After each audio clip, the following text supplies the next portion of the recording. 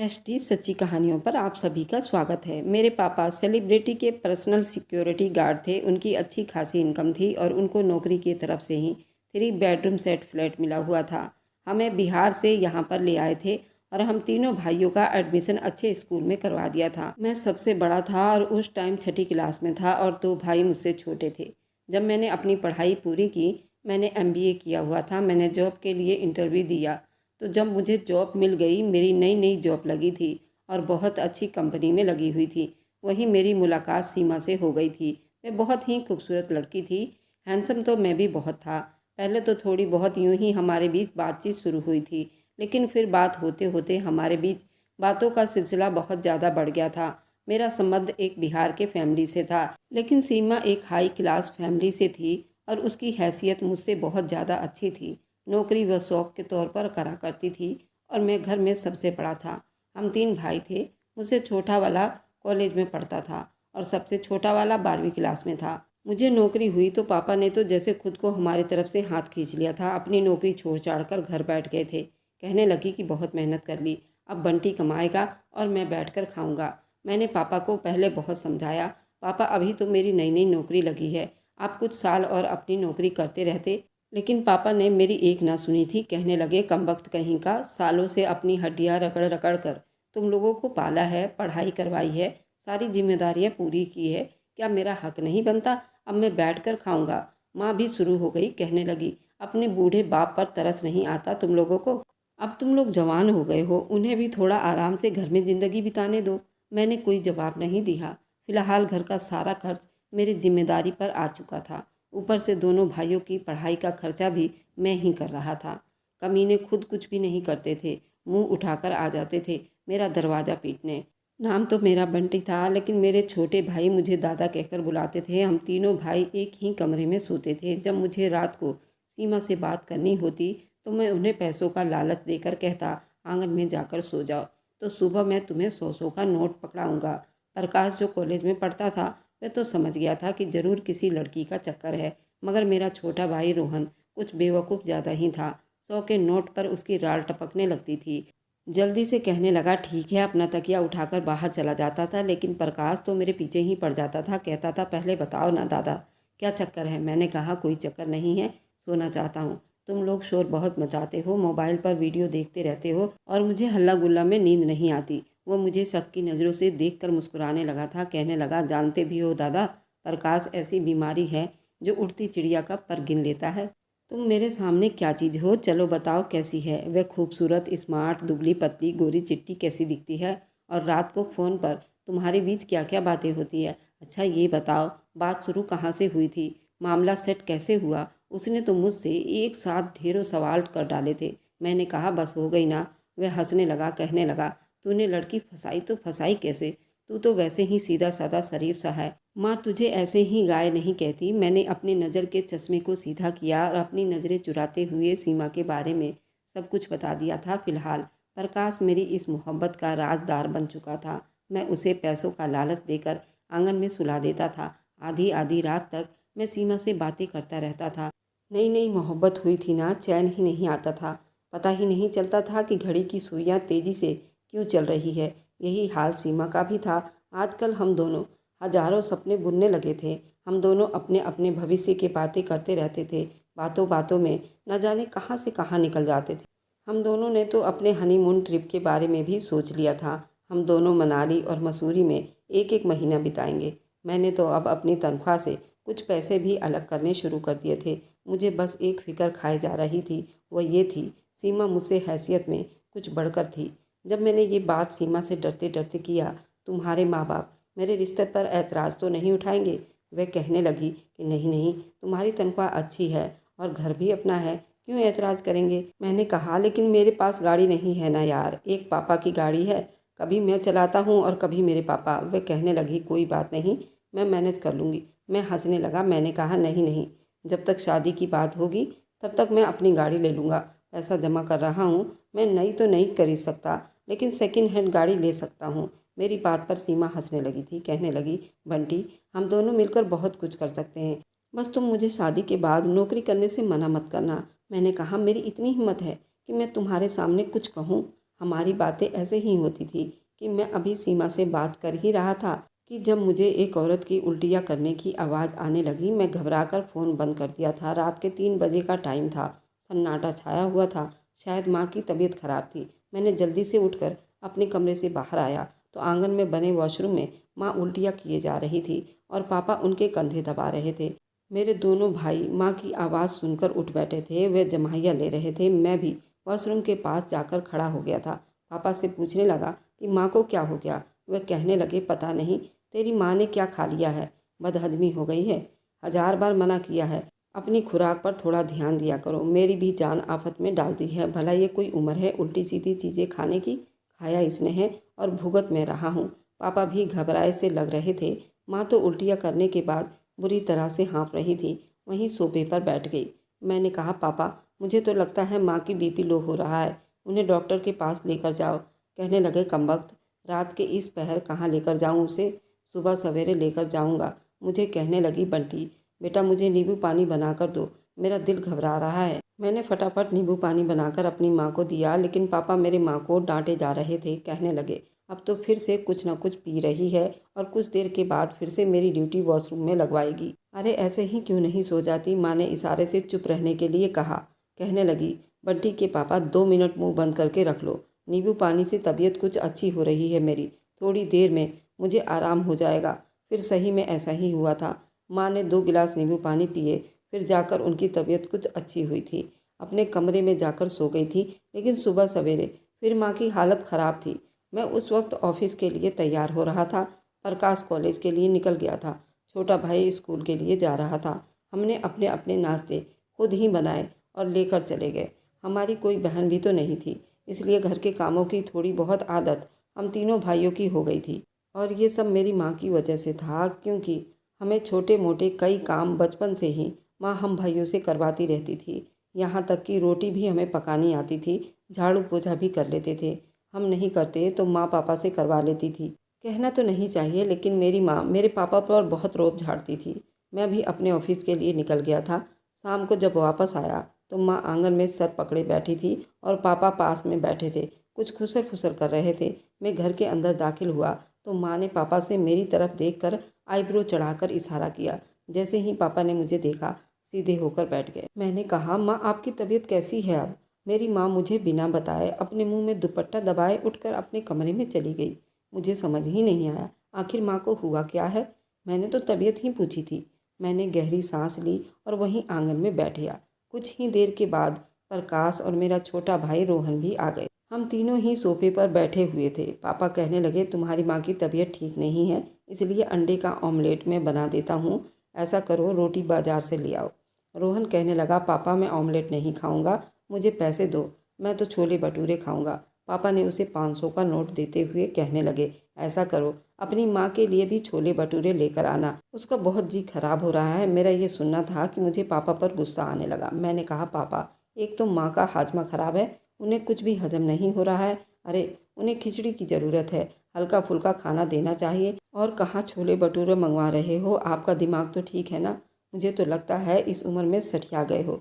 मेरी बात सुनकर कहने लगे, जा तू जा, जो कहा है वही लेकर आना। फिर कहने लगे, बात सुन मेरी, अपनी माँ के छोले भटूरे में मिर्च मसाला ज़रा तेज़ डलवा कर लाना, हो सके तो आलू बुखारा और इमली की चटनी भी साथ लेकर आना। मैं ये सुनकर गुस्से में रह गया था। प्रकाश को मैंने कहा, जा भाई, प्याज टमाटर तुम काटो और मैं ऑमलेट बना दूंगा। क्या मुसीबत है, एक तो थक गया हूँ, घर आओ ऊपर से खाना पकाना भी खुद करूँ। मेरे बात बढ़ाने पर प्रकाश कहने लगा, पापा वैसे बंटी ठीक कह रहा है, अब हमारी उम्र थोड़ी है हम किचन के कामों में लगे रहें, और बंटी तो वैसे भी कमाने लग गया है, उसकी शादी के बारे में कुछ सोचो। प्रकाश की बात ने तो जैसे मेरे कान खड़े कर दिए थे। दिल में लड्डू फूटने लगे थे कि चलो किसी को तो मेरी शादी का ख्याल आया। लेकिन मेरे पापा तो भड़क उठे। कहने लगे, अरे अभी संडे संडे 8 दिन नहीं हुए नौकरी करते हुए और शादी कर दूं मैं। उसको शादी का मतलब पता है बेटे। तुम अपनी पत्नी की जिम्मेदारी अभी कैसे उठाओगे, और जब शादी हो जाएगी तो बच्चे होना भी शुरू हो जाएंगे। अभी रुक जाओ 4-5 साल, तो नाम भी मत लेना शादी का। ये सुनकर मेरा दिल बुझ सा गया था। जिस तरह मैं और सीमा अपनी मोहब्बत को परवान चढ़ा रहे थे, हमारा बस नहीं चल रहा था। हम दोनों 6 महीने के अंदर ही शादी कर लेते। पापा की इस तरह की बकवास सुनकर मेरा मूड खराब हो गया था। खाना खाने के बाद जब मैं अपने कमरे में सोने के इरादे से गया, उस वक्त प्रकाश भी अपने कमरे में बैठा था और रोहन अपने मोबाइल में गेम खेल रहा था। मेरा इरादा तो यही था, उन्हें 100-100 का नोट का लालच दूं और कमरे से बाहर निकाल कर सीमा से जी भरकर बातें करूं। मेरे दिन भर की थकान का इलाज सीमा से बातें करना था। लगता था कि हम किसी और ही दुनिया में जा रहे हैं। मैं बहुत फ्रेश हो जाता था, लेकिन उससे पहले कि मैं उन दोनों को कमरे से बाहर निकालता, पापा मेरे कमरे में आ गए और आकर बेड पर बैठ गए। और हमें हैरानी थी कि पापा कमरे में आए क्यों हैं, क्योंकि बिना किसी काम के तो मेरे पापा कभी हमारे कमरे में नहीं आते थे। मैं अपने लैपटॉप पर बिजी था और प्रकाश भी अपना असाइनमेंट तैयार कर रहा था। जब पापा ने कहा कि मुझे तुम तीनों को कुछ बताना है, मैंने कहा जी पापा बोलिए। मेरी उंगलियां अभी भी लैपटॉप पर चल रही थी। कहने लगे पहले अपना ये लैपटॉप बंद कर। मैंने कहा पापा सुबह मीटिंग है, मुझे पूरी रिपोर्ट तैयार करनी है, आप बोलिए मुझे सुनाई दे रहा है। यही जवाब प्रकाश ने भी दिया था। रोहन मोबाइल एक तरफ रख दिया, पूरा ध्यान पापा पर था। पापा कहने लगे तुम्हारी माँ की तबीयत ठीक नहीं है। मैंने कहा हाँ हाँ ठीक नहीं है, और उस पर भी आपने माँ को छोले भटूरे और इमली, आलू बुखारा और चटनी ऐसी चीज़ें खिलाई हैं। आप बताइए क्या दोबारा से माँ को उल्टियाँ हो रही है? मैंने पापा से पूछा था। कहने लगे नहीं नहीं, उल्टी नहीं हो रही। बात तो सुनो तुम लोग मेरी। मैंने कहा जी पापा बोलिए। कहने लगे मैं सुबह उसे डॉक्टर के पास लेकर गया था। मैंने कहा ठीक है, ठीक किया आपने। डॉक्टर ने क्या कहा है? उसको कुछ रेस्ट करना पड़ेगा। ये कहकर पापा फिर से चुप हो गए थे। फिर 2 मिनट तक तो हम पापा के अगली बात का इंतज़ार करते रहे, लेकिन जब वह कुछ नहीं बोले तो मैंने लैपटॉप से नज़रें हटाकर पापा की तरफ देखा। मैंने कहा पापा क्या हुआ? रिपोर्ट में सब कुछ ठीक तो है ना? कहने लगे नहीं बेटा, सब कुछ ठीक नहीं है, बड़ी गड़बड़ हो गई है। ये सुना था कि मेरी लैपटॉप पर चलने वाली उंगलियां तो एक पल के लिए रुकी थी। मैंने पापा की तरफ देखा था। कहा क्या हुआ माँ को? पापा सब ठीक तो है ना? लेकिन वह चुप बैठे रहे। अब तो मेरा दिल बैठने लगा था, कहीं माँ को कोई और ख़तरनाक बीमारी तो नहीं हो गई। मैंने लैपटॉप छोड़ दिया और माँ के पास आकर बैठ गया। मैंने कहा माँ आपको क्या हो गया है? प्रकाश ने भी अपना असाइनमेंट छोड़ दिया और माँ के पाँव के पास आकर बैठ गया और कहने लगा माँ शुगर हो गया है क्या आपको? प्रकाश बड़ी फिक्र में होते हुए माँ से पूछ रहा था। माँ ने ना में सिर हिला दिया। मैंने कहा फिर क्या हार्ट अटैक की समस्या तो नहीं है पापा? फिर उन्होंने ना में सिर हिला दिया था। प्रकाश कहने लगा तो फिर तो मम्मी को ब्लड प्रेशर हाई की समस्या है। मिर्च मसाले की चीज़ खाने से ज़रूर ऐसे ही बीमारियां होती है। प्रकाश ने माँ की बीमारी का नतीजा भी निकाल लिया था। माँ कहने लगी नहीं बेवकूफ़, ऐसी कोई बीमारी नहीं है मुझे, मैं भली चंगी हूँ। तो फिर क्यों हमारी जान निकाल रही हो? मेरे पापा कहने लगे असल में तुम्हारी माँ प्रेग्नेंट है। मैं जो सामने रखी टेबल से पानी का गिलास उठाकर पीने लगा था, अभी मेरे मुंह में पानी भरा ही था जब पापा ने मुझे ये खबर सुनाई। मेरे मुंह से तो ये पानी बाहर निकल गया था और सामने ज़मीन पर बैठे प्रकाश के मुंह पर, उसके सामने असाइनमेंट पर गिरा था।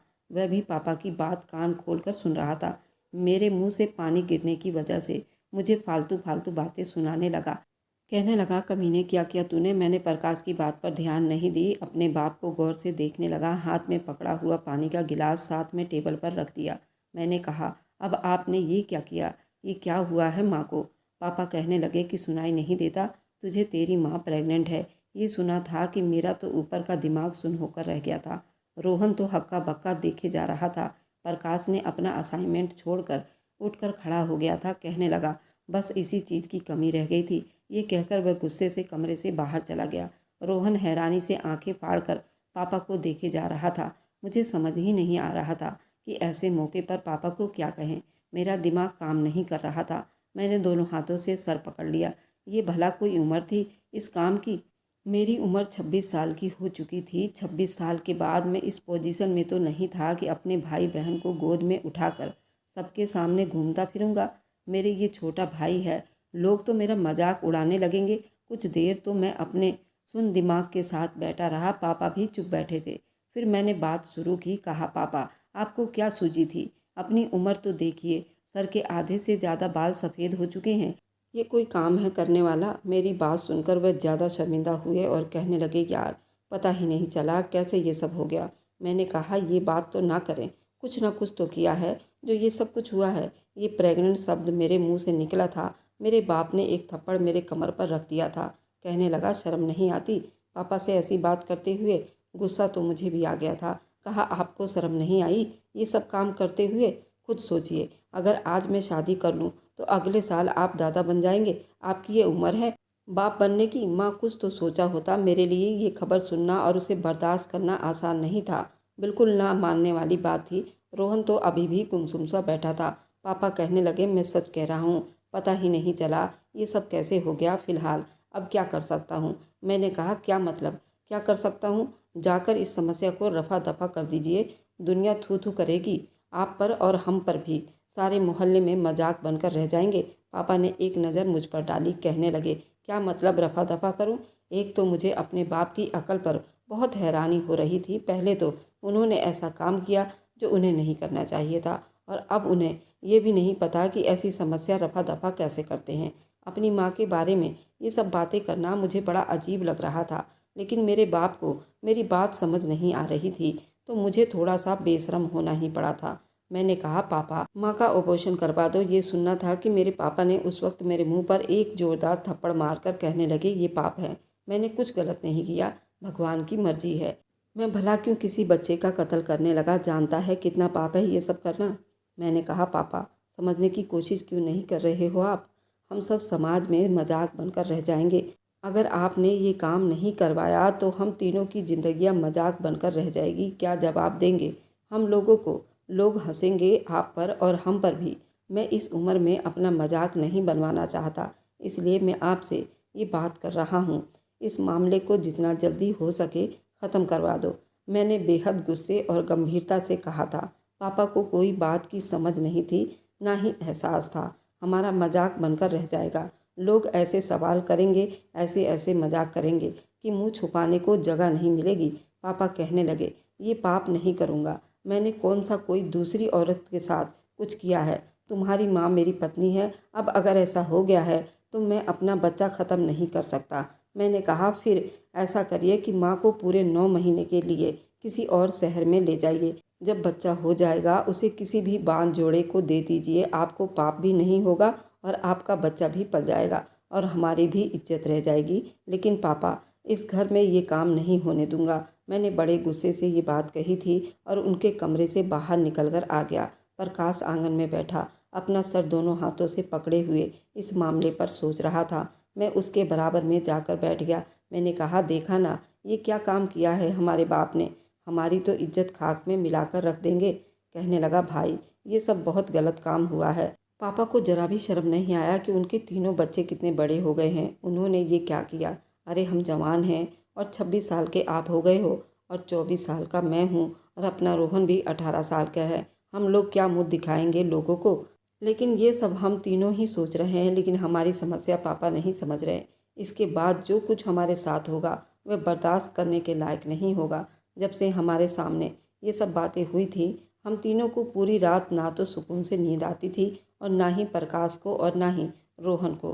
कमरे से बाहर ही नहीं आए थे। सीमा के बार बार मैसेज आ रहे थे, मिस कॉल भी दे रही थी। मुझे बात करने के लिए बेचैन थी, लेकिन मैं तो दिमागी तौर पर उलझ कर रह गया था। कई दिनों से उससे बात नहीं की थी। हमने ये फैसला कर लिया था कि पापा से बातचीत ही ख़त्म कर देंगे और माँ से भी बात नहीं करेंगे। शायद उन्हें अपनी गलती का एहसास हो जाएगा और वे इस मामले को ख़त्म करवाने के बारे में सोच लेंगे। लेकिन 3 दिन बीत गए थे। माँ चुपचाप थी, लेकिन पापा उनका बड़ा ख्याल रख रहे थे। खाना भी उन्हें कमरे में देने जाते थे। किचन के काम भी खुद संभाल रहे थे। हमारे लिए भी खाना पका रहे थे, लेकिन हमने बातचीत छोड़ रखी थी। जब 8 दिन ऐसे ही बीत गए तो मैंने दोबारा पापा से बात की। मैंने कहा, पापा मैं आपकी जिम्मेदारी तो संभाल लूँगा, माँ की भी और प्रकाश की भी और रोहन का भी खर्चा उठा लूँगा, लेकिन भगवान की कसम आपके नए आने वाले बच्चे पर अपना पैसा खर्च नहीं करूँगा। जाइए, इसके लिए खुद कमाइए। मेरा ये कहना था कि मेरा बाप मुझे गुस्से से देखने लगा। कहने लगा, ठीक है, जब तुम तीनों को पाल कर बड़ा कर सकता हूँ तो उसे भी ज़रूर करूँगा। मैं दोबारा से नौकरी कर लूँगा। मेरा बच्चा तुम पर बोझ नहीं बनेगा। मैं समझा था कि पापा मेरी ये बात सुनकर जरूर माँ का ऑपरेशन करवाने के बारे में सोचेंगे, लेकिन माँ पापा अपने फैसले पर टस से मस होने को तैयार नहीं थे। पापा ने दोबारा नौकरी कर ली। मेरी माँ हमसे मुँह छुपाए फिरती थी। हम तीनों भाई घर के माहौल से बेहद दिमागी शिकार हो गए थे। सबसे ज़्यादा असर रोहन ले रहा था, जो चुपचाप रहने लगा था, पढ़ाई पर भी ध्यान नहीं दे रहा था। होश तो मेरे उस वक्त उड़े जब मैंने उसे सिगरेट पीते देखा था। हमारे कमरे के साथ बालकनी में खड़ा सिगरेट पी रहा था। जब अचानक से मैं बालकनी में दाखिल हुआ, उसे सिगरेट पीते देखा तो उसे डांट लगाया, लेकिन उसकी आंखें गुस्से से लाल होने लगी थी। कहने लगा, भाई मुझे कुछ भी नहीं कहना, मैं इस वक्त बहुत टेंशन में हूँ। मैंने कहा, तो क्या सिगरेट पीने से तुम्हारी टेंशन ख़त्म हो जाएगी? कहने लगा, सिगरेट भी पीऊँगा और नशा भी करूँगा, क्योंकि मुझे इन सब चीज़ों से डर लगता है जो कि कल हमें फिर से फेस करनी पड़ेगी। मैंने उसके मुंह से सिगरेट निकाल कर फेंका था। मैंने कहा, तुम बेफिक्र रहो, पापा से बात करूँगा, मैं माँ से कह दूँगा, फिर हमें कुछ भी फेस नहीं करना पड़ेगा। मैंने उसे अपने सीने से लगाया तो वे फूट फूट कर रोने लगा। कहने लगा, भाई आपको नहीं पता, मेरे क्लास फेलो और मेरे दोस्त मुझे जीने नहीं देंगे, बहुत मजाक बनाएंगे। इस बात का एहसास मुझे भी था, पता नहीं पापा हमारे बारे में क्यों नहीं सोच रहे थे। मैंने उसे तसल्ली दी। वह रो रो कर कुछ हल्का सा हो गया था। मैंने उसे कहा कि तुम अपनी पढ़ाई पर ध्यान दो, मैं संभाल लूँगा। उन दिनों मैं भी दिमागी मरीज का शिकार था। सीमा मुझसे कहने लगी, क्या बात है बंटी, तुम पहले की तरह मुझसे बात नहीं करते। बेहद उदास थी। मेरे पास बताने के लिए कोई वजह नहीं थी। मैं सीमा के साथ शेयर करता। मैंने कहा कि बस यही घरेलू कोई परेशानी है। कहने लगी, तुम मुझसे बताओ क्या परेशानी है? मैंने कहा, कुछ भी नहीं, बस ऐसे ही छोटी मोटी बात है, जैसे हर घर में हो जाती है। मैंने बात को टाल मटोल कर दिया था, लेकिन कुछ दिनों के बाद फिर मुझसे वजह पूछने लगी। कहने लगी, बंटी पता नहीं क्यों मुझे लग रहा है तुम्हें कोई और लड़की पसंद आ गई है। मैंने हैरानी से सीमा को देखा था। मैंने कहा, क्या पागल हो गई हो? ऐसी कोई बात नहीं है। कहने लगी, मैं तुमसे बहुत प्यार करती हूँ, इसलिए किसी और लड़की के बारे में सोचना भी मत। मैंने कहा, सीमा मैं सिर्फ तुमसे प्यार करता हूँ, बेफिक्र रहो। मैं अब चारों तरफ से उलझ कर रह गया था। एक तरफ प्रकाश था, वह पूरा पूरा दिन घर में नहीं आता था। मैं पापा से जब भी बात करता तो मेरी बात सुनने को तैयार नहीं होते थे। माँ से कुछ कहता तो वे रोने लगती। कहने लगती, डॉक्टर ने साफ कह दिया, अगर ये बच्चा ख़राब करवाने के बारे में सोचा या कोशिश भी की तो मेरी जान को खतरा है। अब बताओ मैं क्या करूं? मैं तो दुगनी परेशानी में आ गया हूं। मैं अपनी माँ से और क्या कहता, वह अपनी जगह बेबस थी। 3 महीने बीत गए थे। माँ का पेट कुछ साफ दिखाई देने लग गया था। अब हम तीनों भाइयों को शर्म से डूब मरने को जी चाहता था। माँ घर में रहती थी जैसे कि उन्होंने कोई चोरी की हो या कोई पाप किया हो, और हम भी यही चाहते थे कि हमारी माँ चारदीवारी में बंद हो जाए, बाहर के लोगों को जरा भी खबर ना हो कि मेरी माँ प्रेग्नेंट है। लेकिन उन्हीं दिनों सीमा ने मुझ पर एक और धमाका कर दिया। कहने लगी कि बंटी, मेरे पापा के दोस्त के बेटे का रिश्ता मेरे लिए आया है और मेरे पापा इस रिश्ते के लिए राजी हैं। प्लीज़ तुम अपना रिश्ता लेकर आओ, अपने माँ बाप को मेरे घर लेकर आओ। ये ना हो कि मेरे माँ बाप यहाँ पर मेरी शादी तय कर दे। मेरी माँ को उस वक्त 5वां महीना था। उनका पेट भी पता चलने लग गया था, दिखने लग गया था। वे लोग जान जाते कि वे प्रेग्नेंट है, और इस हालत में अपनी माँ को सीमा के घर लेकर नहीं जा सकता था। पापा से मेरी वैसे ही बातचीत नहीं हो पाती थी, क्योंकि अब उन्होंने नौकरी करनी शुरू कर दी थी। माँ के सारे खर्चे वही पूरे कर रहे थे। अगर मैं उन्हें सीमा के लिए रिश्ता ले जाने के लिए कहता तो वे ज़रूर मना कर देते। मेरा बाप आजकल खुद बाप बनने का शौकीन था, भला मेरा रिश्ता और शादी करने के बारे में सोचता। मैंने कहा, सीमा तुम मेरी मजबूरी को समझो, अपने घर वालों को समझाओ, अभी मैं तुम्हारे घर रिश्ता लेकर नहीं आ सकता। मेरी ये बात सुनकर वह रोने लगी। कहने लगी, अगर तुम कुछ दिन के अंदर अंदर मेरा रिश्ता लेकर नहीं आए तो मेरा बाप मेरा रिश्ता अपने दोस्त के बेटे से तय कर देगा, और मैं सच कह रही हूँ बंटी, मैं जहर खाकर मर जाऊंगी। ये सुनकर मैं बेहद परेशान हो गया था। सीमा रोते हुए ऑफिस से ही छुट्टी लेकर घर चली गई थी। मैंने अपना सर पकड़कर बैठ गया था। मैंने जब ये बात प्रकाश से कही तो वो कहने लगा, तुम्हें पापा से बात करनी चाहिए और माँ और पापा को सीमा के घर पर लेकर जाना चाहिए। मैंने कहा, माँ की हालत देखी है तुमने? देखते ही सबको पता चल जाएगा कि माँ किस कंडीशन में है। प्रकाश कहने लगा, इस बात का कोई हल भी तो नहीं है। तुम छोड़ो इन बातों को। लोग 4 दिन बातें करेंगे और ताने देंगे, लेकिन बाद में सब कुछ ठीक हो जाएगा। शायद प्रकाश ने इस बात को स्वीकार कर लिया था।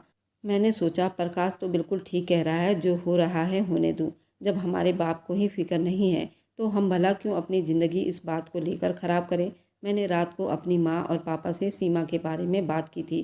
पापा ने तो सुनते ही भड़क उठे थे। कहने लगे, अभी तुम्हारी नौकरी इतनी पक्की नहीं हुई है, तुम शादी के बारे में सोचो, कोई ज़रूरत नहीं अभी शादी करने की। मैंने कहा, सीमा का रिश्ता अगर कहीं हो गया तो मैं कभी खुद को माफ़ नहीं कर पाऊँगा। वह कहने लगे, ये सब जज्बाती बातें हैं, अभी तुम्हारी माँ की तबीयत भी ठीक नहीं है, नहीं जा सकते हम उसके घर पर। मैंने कहा, जो आपने किया वह जज्बाती काम नहीं था, आपको बस अपना नज़र आता है, आपको बस अपनी ज़िंदगी से गरज है। जो आपने किया है वह भी करने वाला काम तो नहीं था। मेरी इस बात पर वह कहने लगे, अब सारी ज़िंदगी क्या तुम मुझे यही ताना देते रहोगे? मैंने कहा, जो हो गया है सो हो गया है, हमने स्वीकार कर लिया ना, लेकिन आपको भी हमारी बात माननी पड़ेगी। आप दोनों मेरे साथ सीमा के घर जाएंगे और रिश्ता मांगेंगे। मेरी माँ इस बात के लिए राजी हो गई थी, लेकिन जब माँ और पापा मेरे साथ सीमा के घर गए तो पहले तो उसके माँ बाप ने हमें बहुत अच्छे तरीके से वेलकम किया था, लेकिन जब सीमा की माँ की नज़र मेरी माँ के पेट पर पड़ी तो वे बहुत हैरान हुई थी। उन्होंने बातों ही बातों में मेरी माँ के पास बैठकर इस बात की भी जानकारी ले ली थी। माँ ने भी सब कुछ सच सच बता दिया था। उसके बाद तो जैसे उनके माथे पर बल पड़ गए थे और वे ठीक ही नहीं हो रहे थे। जैसे ही हम लोग वापस घर आए, अगले ही दिन जब मैं ऑफिस गया तो सीमा बड़े गुस्से में थी। कहने लगी, बंटी तुमने मुझसे इस बात के बारे में क्यों नहीं बताया? पता है मैंने अपने माँ बाप के सामने कितनी शर्मिंदगी उठाई है। मेरी माँ कहने लगी, लड़के की माँ तो अब तक बच्चे पैदा करने से फुर्सत नहीं पाई है। पता चले कि शादी के बाद तुम अपने देवर और ननद को संभालती फिर रही हो। भला ये क्या कोई उम्र है बच्चा पैदा करने की? मैंने कहा, मेरी दिमागी टेंशन की वजह यही थी सीमा। वह कहने लगी, तुम्हारे माँ बाप ने अच्छा नहीं किया। मैंने कहा, उनको छोड़ दो, हमें अपने बारे में सोचना चाहिए। ये कहते हुए मैंने उसका हाथ पकड़ लिया। उसने जल्दी से अपना हाथ छुड़वाया था। कहने लगी, क्या पागल हो गए हो? मैं अपने सर्कल में अपना मजाक नहीं उड़वा सकती। लोग तो मुझे इतनी बातें सुनाएंगे, उसकी कोई हद नहीं है। आई एम सॉरी बंटी, मैं तुमसे मोहब्बत करती हूँ लेकिन तुमसे शादी नहीं कर सकती। मैं ऐसे माहौल में एडजस्ट नहीं कर सकती। बिल्कुल जाहिल वाली बात है। क्या हमारा बच्चा कल को अपने चाचा या बुआ से बस 1-2 साल का छोटा होगा? कितनी शर्म की बात है। मैं ऐसे माहौल में रह नहीं सकती। सॉरी, मैंने बड़ी बेचैनी से कहा।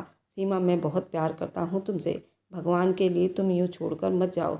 मेरी आंखें नम हो चुकी थी, लेकिन वे जा चुकी थी। अगले ही दिन मिठाई का डब्बा उसने सभी लोगों के सामने रखा था। उसका रिश्ता उसके बाप के दोस्त के बेटे से तय हो गया था। मेरा यही हाल था कि मैं पागल हो जाऊंगा। मेरे बाप की वजह से मेरी ज़िंदगी बर्बाद होकर रह गई थी, लेकिन शायद ये बर्बादी की शुरुआत थी।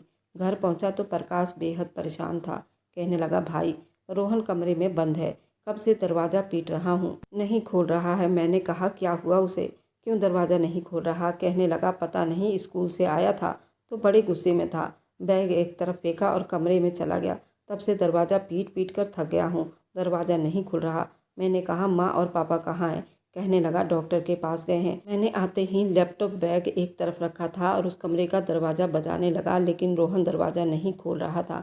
मैंने कहा, प्रकाश मेरे साथ धक्का लगाओ। दोनों मिलकर धक्का लगाएंगे, दरवाजे का लॉक खुद ब खुद टूट जाएगा।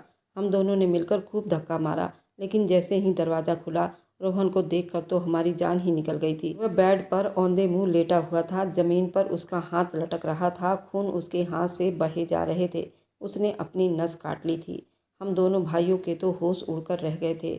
हम जल्दी से उसे लेकर अस्पताल पहुंचे। डॉक्टर ने उसकी हालत देखकर पहले तो उसे ट्रीटमेंट करने से मना कर दिया था। ये तो पुलिस केस है, इसने आत्महत्या की कोशिश की है। बड़ी मुश्किल से हमने पैसों की लालच दिए डॉक्टर को ट्रीटमेंट के लिए राजी किया था।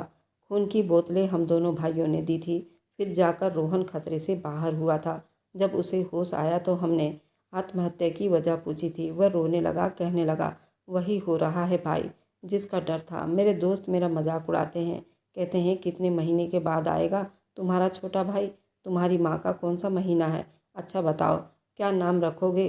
कभी कहते हैं कि गोद में उठाकर उसे हमारे पास ज़रूर लेकर आना, कभी कहते हैं कि अपनी माँ से पूछना कि अगला बच्चा कब पैदा करेगी। इस तरह की बातें सुनकर मैं थक चुका था। वे लोग मुझ पर हंसते थे, मजाक उड़ाते थे, कहते थे उसकी माँ का तो ये हाल है कि बूढ़ी घोड़ी लाल लगाम, बुढ़ापे में भी जवानी चढ़ी हुई है। कोई कहता है ऐसा करो, अपनी माँ की इस हालत की वीडियो बनाकर सोशल मीडिया पर अपलोड कर दो, ऐसे भी खूब कमा लोगे। यही सब बातें सुन सुनकर मेरा दिल बर्दाश्त नहीं कर पाया था। कहने लगा, इसलिए मैंने खुद को आत्महत्या करना चाहा। मुझे पापा का फ़ोन आने लगा था, तुम तीनों कहाँ हो? मैंने कहा, आपके किए हुए करतूत हमारी ज़िंदगियों को बर्बाद कर रहे हैं। रोहन ने आत्महत्या की कोशिश की है, अपनी नस काट ली है। ये सुनना था कि मेरे पापा भागे दौड़े अस्पताल आए थे। मेरी माँ रोहन को गले लगाए हुए रोई जा रही थी। माँ भी परेशान थी। मैंने कहा, पापा देख लिया ना आपने इन सब चीज़ों का अंजाम। सीमा ने मुझसे शादी करने से मना कर दिया है, रोहन ने आत्महत्या करने की कोशिश की है।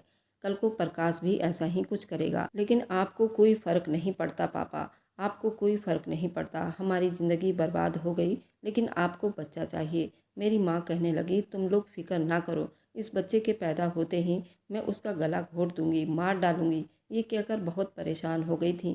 कहने लगी, औरतें मेरा मजाक उड़ाती हैं, मोहल्ले की औरतों ने मेरा जीना दुभर करके रख दिया है।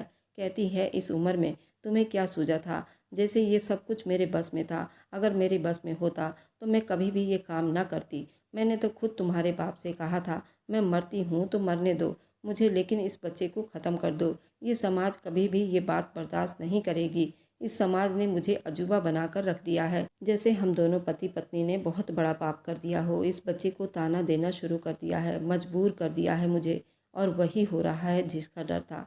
फिर कहने लगी, इस बच्चे को मर जाना चाहिए। मेरी माँ रोते हुए अपने पेट पर जोर जोर से मुक्के मारने लगी थी। कहने लगी, मैं आज ही इसे मार डालती हूँ, जिसने दुनिया में आने से पहले ही मेरे बच्चों की ज़िंदगियाँ उजाड़ कर रख दी है।